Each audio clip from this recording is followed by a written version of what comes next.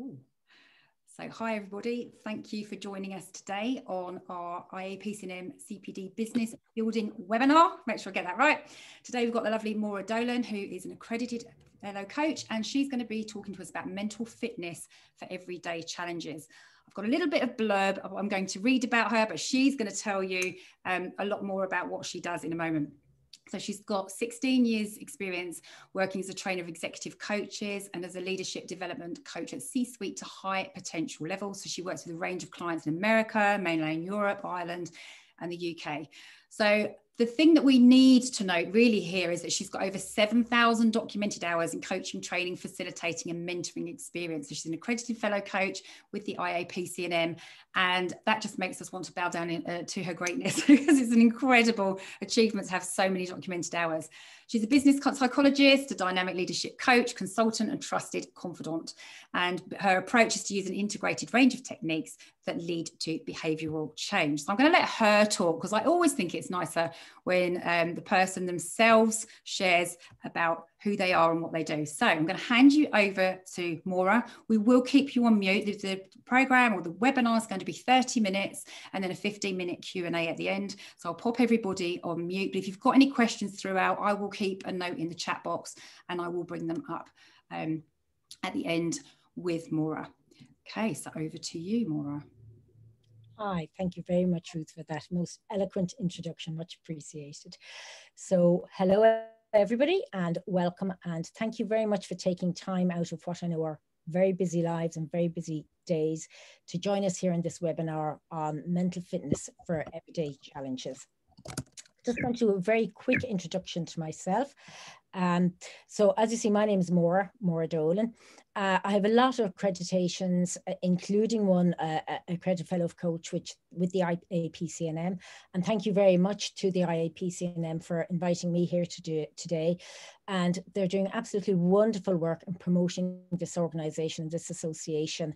And I think it's a great acknowledgement to them to see so many of you turning up here for this meeting today also. So for myself, I have a background in psychology. I train people one-to-one basis from C-suite level down to high potential level. And I also train people in executive coaching skills, both going into companies on an in-company basis and also on open programs. But probably the most important of my certifications to mention today is my certification as a positive intelligence stroke mental fitness coach.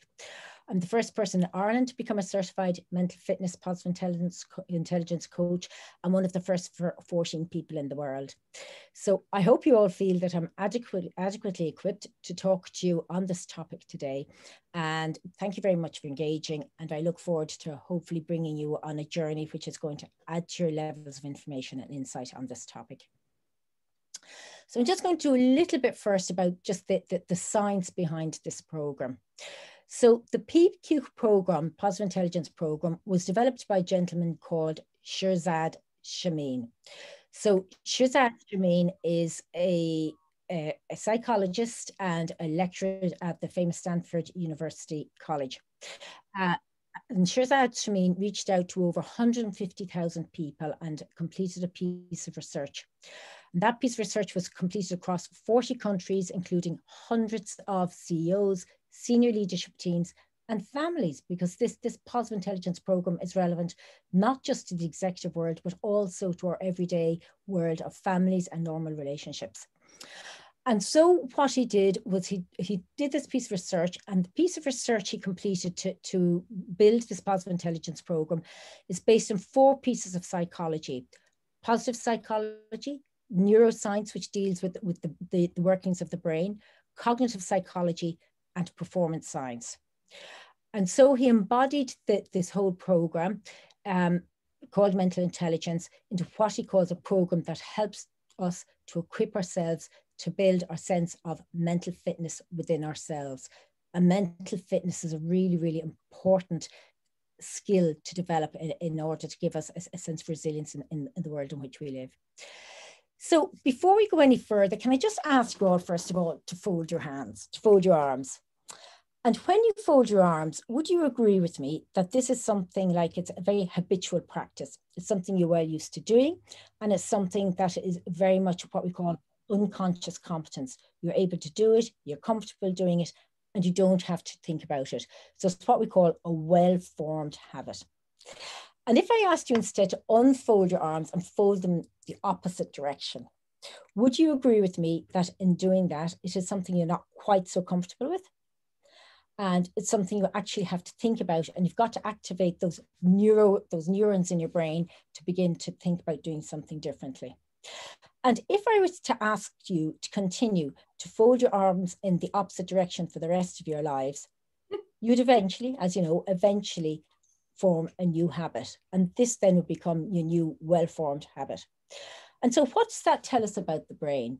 It tells us that it is possible for us to change our habits, to change our behaviors, and to look at restructuring and rewiring the internal workings of our brain. And I'm going to ask you just one other quick exercise, and that is to rub your hands together. And when you rub your hands together, I want you to think about, well, how does this feel for me? What does my skin feel like? Is it warm? Is it cold? What do my fingernails look like? So we're looking at our visual sense. What do our fingernails look like? What do the lines of my hand look like? And you might even think about, well, what's the aroma, the scent coming from your hands? And you know, you might look and see, if I clap my hands together, what's it sound like? So when we're doing this exercise of rubbing our hands and touching our hands and clapping our hands, we're touching into different senses that we have. And I want you to hold on to that thought, because we're going to come back to that exercise later on during this webinar and use it again as a way of building our mental fitness. Curious enough. Okay, so what we're going to look at now is just, how does the brain work? And look, there are many, many different components and parts of the brain. What we're looking at today is two high-level parts of the brain, and one is called the amygdala.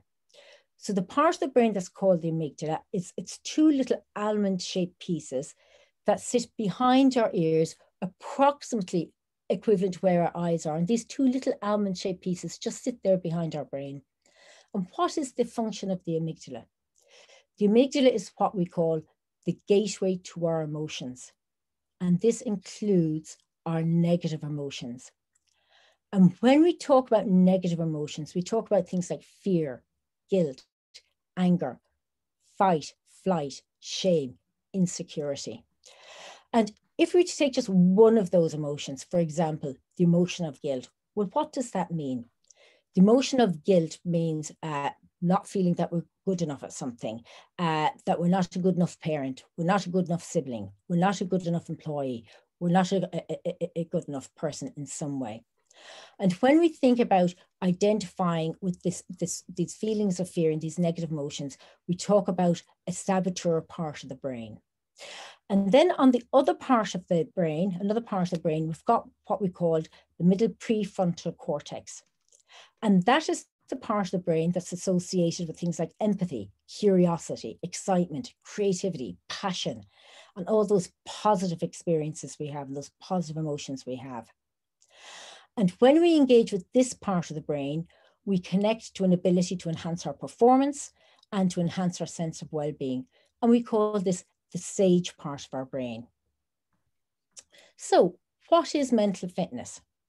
Mental fitness is the capacity to handle life's challenges with a positive rather than a negative mindset. And what's the impact of developing our mental fitness? And what is the reason it's so important to develop our mental fitness? The reason it's so important is that if we engage with building our mental fitness, it helps us to enhance our sense of performance and enhance our sense of well-being and build better and stronger and more robust relationships. And so when we think again of the structure of the brain, if we think of it being like thousands and millions of little Lego pieces all wired and stuck together inside in our head, that's what our brain is, that's what the structure of our brain looks like. And so within that mind, we have what we say 60,000 thoughts every day. So think of that, the average person has 60,000 thoughts every single day. And of those thoughts, 90 to 95% of those are repeated day in, day out. So think about this. How many of your thoughts are positive? And how many of your thoughts are negative? And so we get out of bed in the morning and we stub our toe on the side of the bed. We say, oh no, it's going to be one of those days. And so automatically, what is the internal narrative? What's the internal messaging we begin to give to our brains? We begin to go down this pathway of this internal negative dialogue. And we do need to become aware of what % of our thoughts are positive and what % of our thoughts are negative as we go through each day. And I'm sure you're all familiar with this lady, this picture of this lady's face. And I'm going to tell you a little story about it, about one of my experiences of looking at this picture. So I was in the dentist's waiting room one day, and I actually don't mind being in the dentist. It doesn't bother me at all. So anyway, I was sitting there in the dentist's waiting room one day, waiting to go in for my dental appointment. And I saw this magazine and I picked it up and I saw once again this picture, which I was already quite familiar with. And up to this point, I was never able to see anything except the pretty young lady. So perhaps you can see the pretty young lady at the moment. She's there with that lovely feather in her hat, beautiful scarf falling off her fabulous dark hair, and that lovely profile of her gentle face. And for the first time ever, I picked this picture up. And for the first time ever, as I say, I couldn't see the pretty young lady anymore. All I could see was that old, ugly lady with her pointy chin and a bulbous nose and her thin, mean-looking mouth. Well, I nearly lost my life. I thought, oh my God, I'm going to be in a deep depression for the rest of my life. I can't see anything good anymore. I actually got quite a fright. But anyway, after a few minutes, I was able to kind of reconnect with the positive part of my brain, and I was able to see once again the pretty lady. And after that, I was able to see both the pretty lady and the old ugly lady. But what did that teach me? It actually taught me that we really have an enormous power to choose our own mindset. Do we see something as being happy or sad? Do we see something as being a burden or an opportunity? Do we see something as being old or young? Whatever it is, we can choose our own mindsets. And so when we come back to the way the brain is wired, we think, as we say, about this saboteur brain that lives in the negative part of our brain.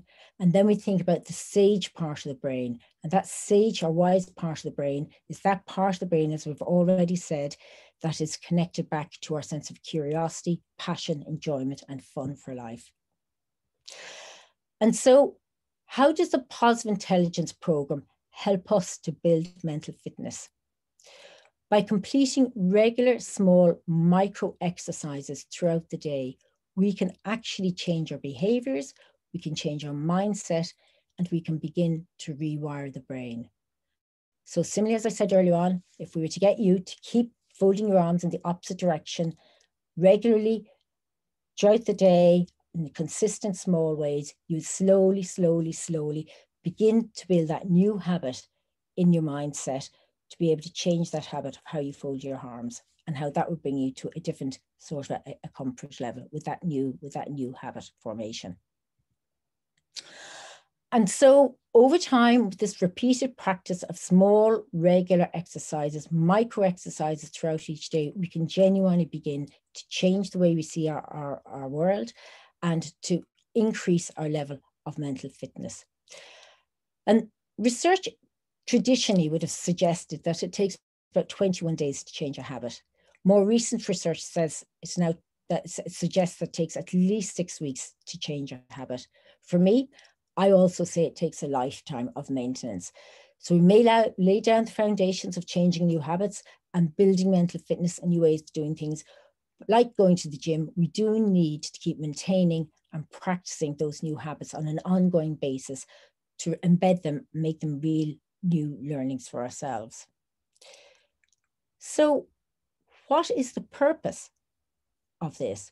What is the purpose of beginning to build our mental fitness and to rewire our brains differently? Among some of the benefits of doing this is it increases our ability to stay calm in very fragmented, disruptive, challenging world that we live today. It helps us to deal a lot more effectively and patiently with difficult people. It helps us to balance competing demands and to gain perspective. And it helps us to manage those sabotaging behaviors and those saboteur parts of the brain that we sometimes engage with. And some of those types of behaviors, sabotaging behaviors that we engage with, are things like the need to be a perfectionist, or the need to control our environment, or the desire to avoid making decisions, or the desire to keep people happy by being a pleaser. And so we've lots of different types of behaviors that don't always serve us in our best interest. And the more we build our mental fitness, the more capable and competent we become at adapting those maladaptive behaviors and making them more effective for ourselves. And so how do we begin to increase our mental fitness? There are three main ways, according to the Positive Intelligence Program, that we can begin to maintain and increase our mental fitness. One is to intercept our saboteurs. Two is to engage with sage powers. And three is to activate what we call the sage part of our brain. So, how do we intercept our saboteurs? So, first of all, what are our saboteurs? So our saboteurs are those negative thoughts, those inner dialogues that we carry around with ourselves day in and day out that just do not serve us in our best interest. And so if you think about going back to those 60,000 thoughts every day, and what percentage of those are negative thoughts, how do we begin to manage those thoughts and those behaviors?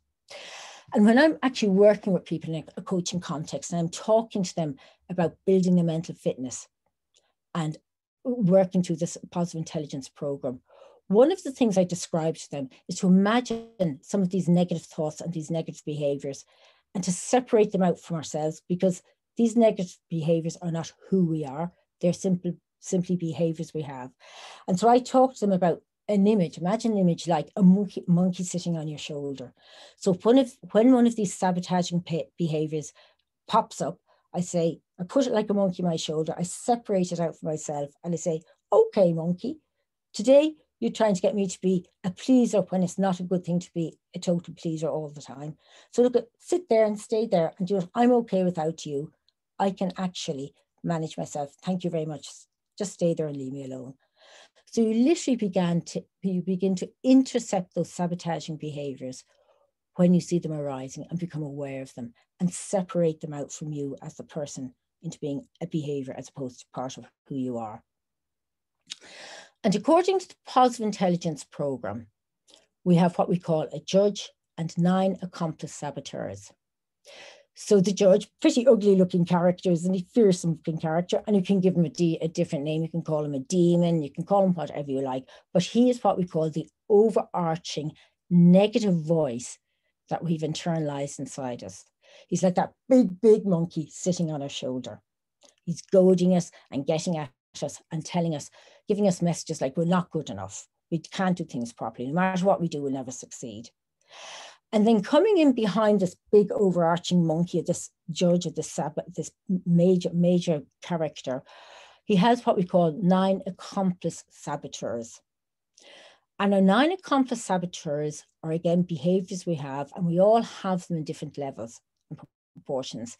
So if we look quickly at these, we're not going to go through them in detail. Some of the behaviors are the controller, so that need to want to control situations. The hyperachiever, the behavior that wants to always be the best and always be out there trying to do one better and one better and one better all the time. And then we've got the restless behavior. So the restless behavior is one who's always looking around. What's the next piece of entertainment? What's the next piece of extraction? The next piece of excitement in life?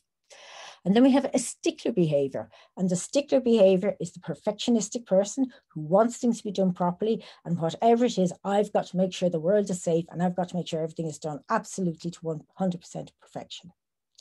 And then we have a pleaser behavior. And the pleaser behavior is the person who wants to reach out and be nice to everybody, but sometimes it's not in the best interest to do that.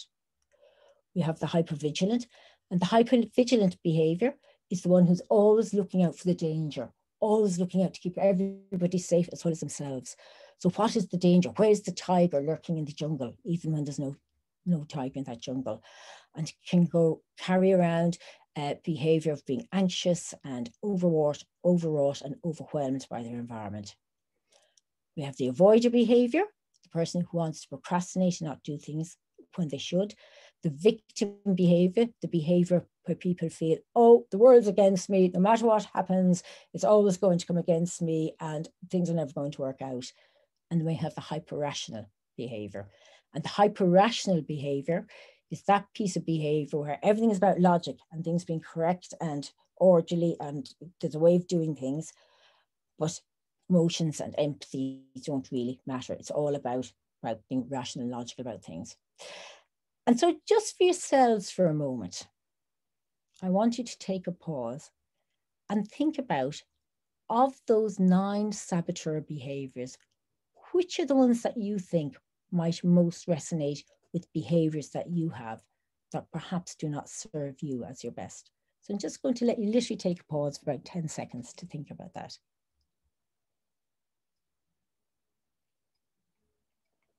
Be nice to share in the chat box as well. Let everyone share in the chat box and you can see that you're not on your own. I'll go first. Thank you, Ruby. Thank you, Ruby, very much. Okay, so just for example, one of my overarching, we all have some of these behaviors to different extents. So one of my overarching behaviors is the pleaser behavior. So what does that mean?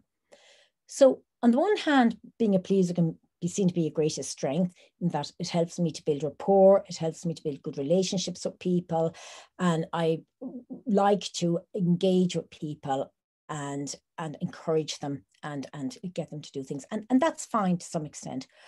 But when that behavior goes to an extreme level, it becomes counterproductive.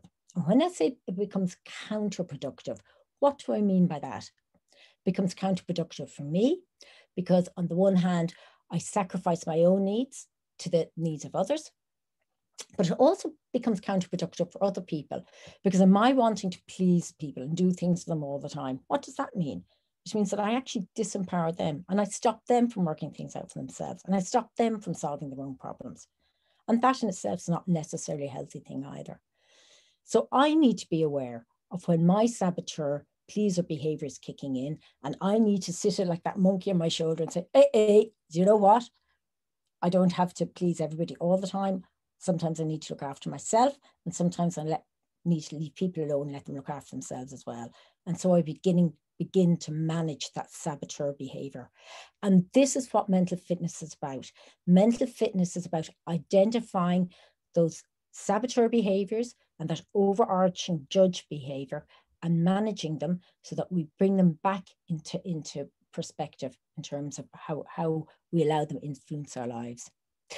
And part of the Positive Intelligence program includes an assessment. And this assessment helps us to identify and understand what our key behaviors are, our top saboteur behaviors are. And as I say, everybody has a mix of these. So here you can see in Sarah's saboteur assessment, her top 3 behaviors are her stickler, her hyperachiever, and her restless behavior.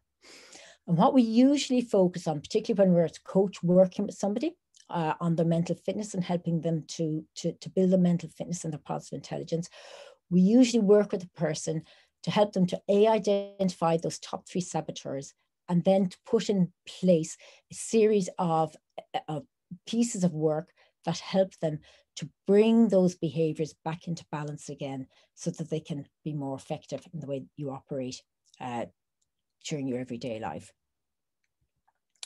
So how do we begin to build our mental fitness? One of the ways to begin to build our mental fitness is to intercept those saboteur behaviors. And the first thing you need to do is to become aware of that behavior. And when you become aware of that behavior, just literally acknowledge it and say, thank you, behavior, here you go again. But you know what? I know I actually don't need you. So you just sit there and stay quiet and leave me alone. And we literally begin to become aware of it and begin to manage it internally for ourselves. So that's the way we begin to intercept what we call our saboteur behaviors. How else do we increase our mental fitness? Another way of increasing our mental fitness is to engage with our sage powers. So what does this mean? So when we say engage with our sage powers, what we mean is we give ourselves access to what we call our internal essence. And when we talk about our internal essence, we talk about our internal energy, our sense of going back to that stage where we were like, that child of 6 or 7 years of age, where we were raw and enthusiastic and full of life and full of innocence and energy and really goodwill and good intent. And we begin to focus back on accessing and harnessing back into that absolutely fantastic sage power, raw energy of being curious and innovative, being driven by our values and inspired to take action and to respond as we needed to situations. And that is one way to begin to engage with our sage powers. And the other way is to begin to see opportunities in every challenge. So what do we mean by that? When we talk about seeing opportunities in every challenge, within the Positive Intelligence Program, we talk about the 3 gifts technique. So I'm going to give you a very brief example of what we mean by that. So a couple of years ago, I was invited to go for an interview for a piece of work. And I was really, really excited about it. It was a piece of work that particularly interested me. And I was really, really flattered to be invited to go by this organization for this particular interview. And so I did my preparations. I thought I did very well and went off and attended the interview, and it just did not work at all. I was deeply disappointed with my own sense of performance, and needless to say, did not get the piece of work. And yes, of course, I experienced a setback for a while, temporary setback, but eventually I came around to the realization that, within every challenge, there is a gift. And so I began to look, well, what were the 3 gifts that came out of that disappointing opportunity for me? And the 3 gifts were, well, first thing was I was never, ever going to go for another interview like that and although I thought I was well prepared, I wasn't going to go and without making sure I was absolutely as prepared as I could be, and maybe look at doing something differently the next time I had to prepare. And then the other gift I saw for myself was, as a result of not getting that piece of work, it actually opened up the doors for me to get many other pieces of work instead that I would have not been able to take on had I been successful in that piece of work. And it ended up supporting me in expanding my range of services and offerings to people way beyond what I would have done had I been engaged in that piece of work. And then the third gift for me that came out of it actually helped me to build my resilience and to realize that in every setback, there's an opportunity and a gift. And so every time now that I meet a setback, do you know what? I actually know I can deal with it. I know life is going to be okay. So in every opportunity and in every setback, we look for the gifts. And that's another really important way of building our mental fitness, of recognizing every time we have a setback, every time there's something that doesn't work, it just helps us to build our mental fitness to an even greater and greater and greater extent. And so the third way of beginning to increase our mental fitness is to do what we call activate the sage brain. So what does that mean, activate the sage brain? So do you remember we went back and we talked about the 2 sides of the brain, the saboteur brain, which is the negative brain, and the sage brain, which is that part that connects back to positivity and curiosity and creativity. So presume somebody's okay there. So when we talk about activating the sage brain, how do we do this? Well, again, it's like going to the gym. And if I go to the gym and I say, day 1 in the gym, I'm going to bench press 50 kilograms and I start lifting a 50 kilogram weight, what's going to happen? I'm going to end up injuring myself, and I'm going to end up giving up very quickly because I've taken on too much too quickly. So when we talk about activating the sage brain, we talk about starting instead with lifting a smaller weight, lifting a 2 kilogram weight, and then a 5 kilogram weight, and then a 10 kilogram weight, and gradually building up to be able to lift that 50 kilogram weight in a safe and confident way. And similarly, when we begin to develop mental fitness, what we do as part of the Positive Intelligence Program is we complete regular micro exercises at regular intervals every day to begin to build our mental fitness. And these are very, very short exercises, focused exercises that we do literally within about a minute at a time, but the consistent small 1% changes that help us to build our mental fitness in a small, consistent way.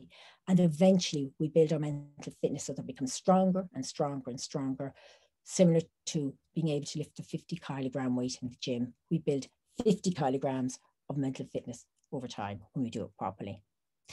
So I just want to bring you back to that exercise, one of those exercises we start with early on, the one of rubbing our hands together.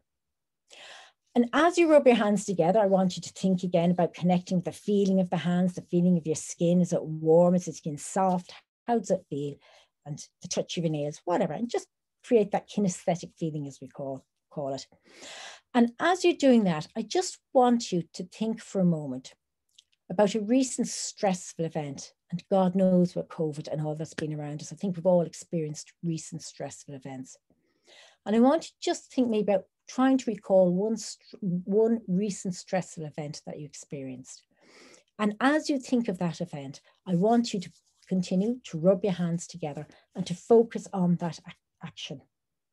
And you know what, as you focus on that action, and as you focus on touching, and as you focus on maybe the sight of what you're doing, and even the, you know, again, the odor, the sense of smell of the scent of your hand or whatever it is, what you begin to realize is as you connect with that action, you actually can't continue thinking about that stressful situation, because the brain just can't do those two things at one time.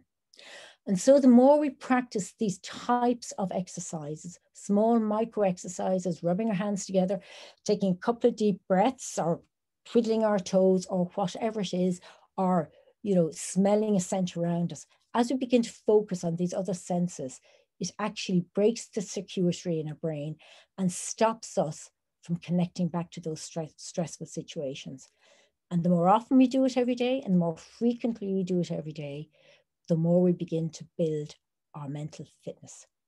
And so lead us on to enhanced performance and a better sense of well-being in our everyday lives.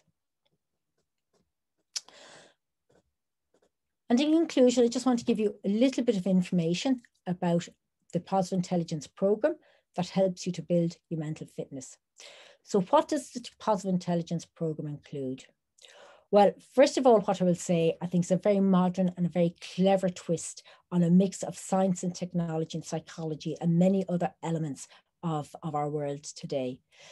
So what is it? The Positive Intelligence program is an app-based program, which in itself is very clever because it connects us to our apps on our phone, which tends to be a very easy way to connect with a program. The program gives you 1 year access to an integrated app that helps you to build your mental fitness and to record your progress on that app over that time. So as you make those small incremental changes and build that mental fitness on a daily, regular, constant basis and begin to embed your mental fitness, you can actually record it on your app and see what level of progress you're making. The app also gives you access to a community of like-minded people. And within that app, you also have access to 7 weekly 1 hour video sessions, lessons with Shirzad Shameen himself on how to build your mental fitness. You also have access to the audio version of his book, Positive Intelligence, which again is a bestseller book. I don't know if you can all see it there in the camera, Positive Intelligence by Shirzad Shameen. And you also get to participate in weekly group sessions with a group of 3 to 5 people called a pod, where you support each other and maintain each other in building your mental fitness. And again, the research would show that when you do something like this, no more than going to the gym or exercising, when you do something like this with a group of people, you have a 500% better chance of achieving success by virtue of having a support group around you. And then the last thing you have access to is weekly support from a facilitator, like somebody like myself, who is a certified Positive Intelligence instructor. So just before we move into questions and answers, if you'd like to access that free saboteur assessment you saw earlier on, please visit my website, www.lecky.ie, and you'll see a link to the Positive Intelligence assessment on the homepage.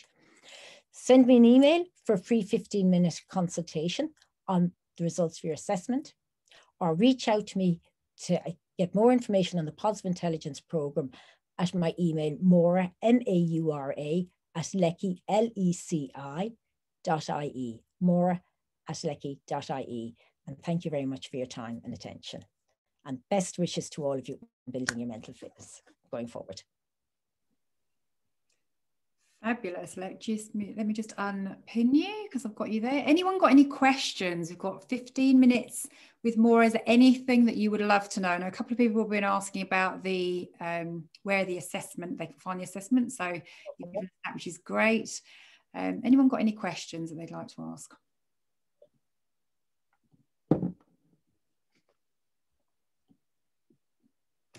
So I've got one actually, if nobody wants to ask anything yet. With the saboteur assessment, I know you did the counter behaviour, so the negative side of it. So you talk about the positive side of it as well and the negative. Is that something that comes out from the test as well? If people do the test, do they get both sides so they can get the balance between the two?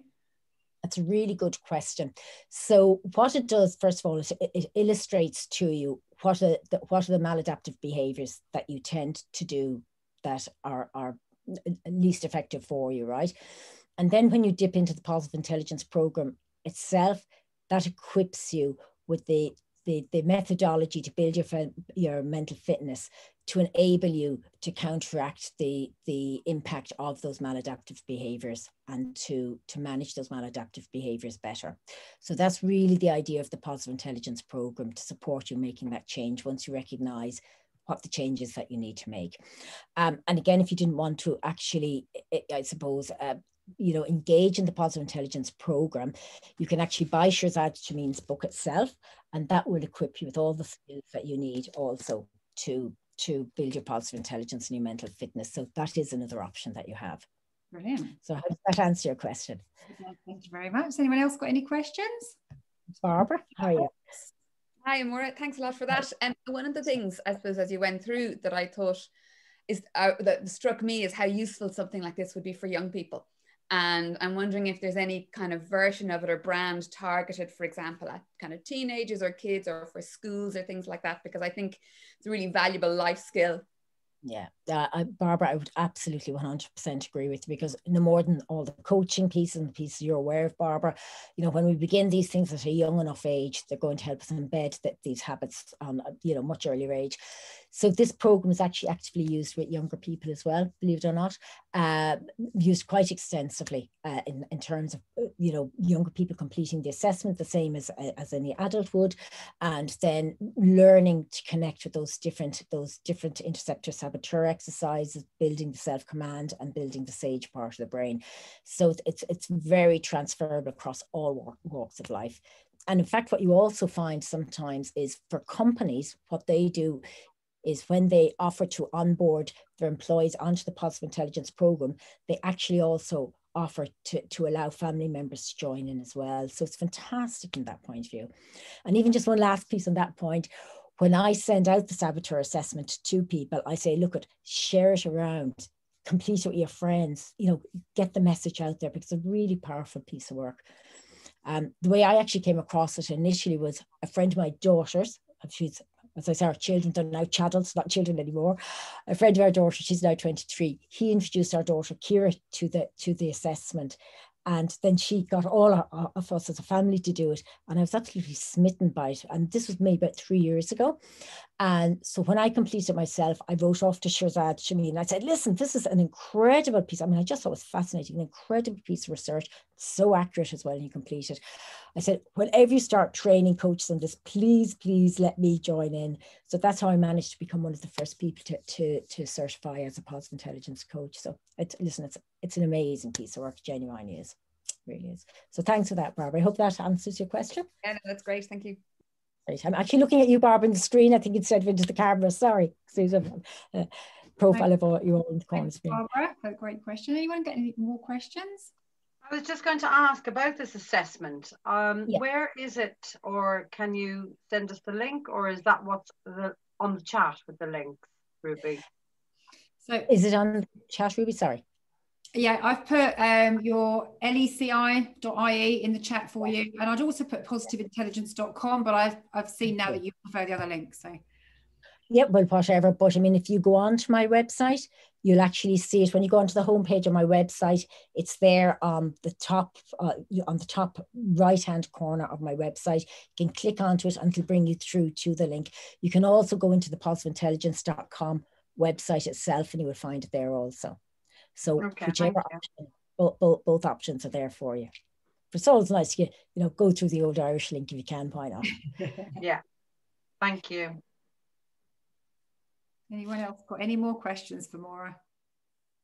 Well, we've got her expertise. And the one other thing I will say as well, in terms of even accessing, the investment and all that sort of thing around it, that there is a fairly heavy investment in it if you go on the Positive Intelligence website. So again, sometimes it's good to talk to local people about what they can do for you as well, isn't it? For those people who are interested in taking it to actually train in it, what would be involved in that, Maura? So to actually train in it, you complete the Positive Intelligence program with somebody like myself first. And then after that, you go on and you sign up to become what they call a pioneer in the program. So that's what I would have done. So that's approximately 6 months training session. Again, there's quite a hefty investment of that, to be honest with you, but it is worthwhile. So that is a route to doing that as well. So the first thing you need to do is you need to complete the Positive Intelligence program itself, and then following on from that, you can then go on to doing the actual full certification program with the positiveintelligence.com. So it's certainly, I think, something, if people out there in the world of coaching is something, it's certainly something that's worth investigating and checking into. Fantastic, because we're all lifelong learners when we start this personal development journey, I think. Absolutely agree with you, 100%, absolutely.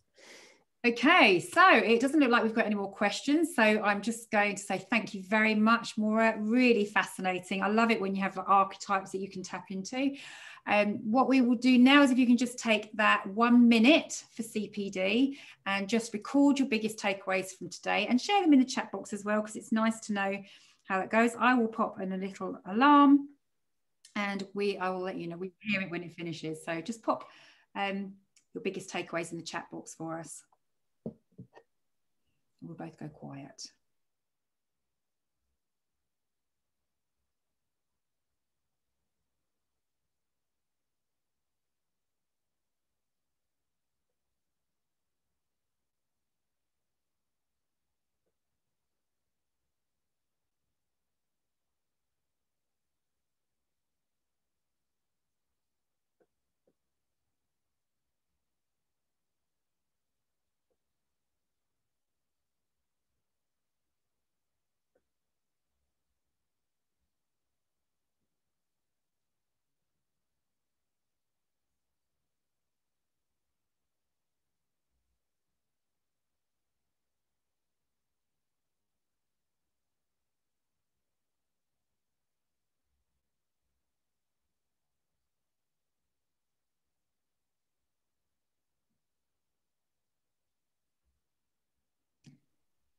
Brilliant. So that's time up on the CPD side. Just make a note of any action that you're going to take, because you know what it's like. You walk away and you forget everything that you've learned.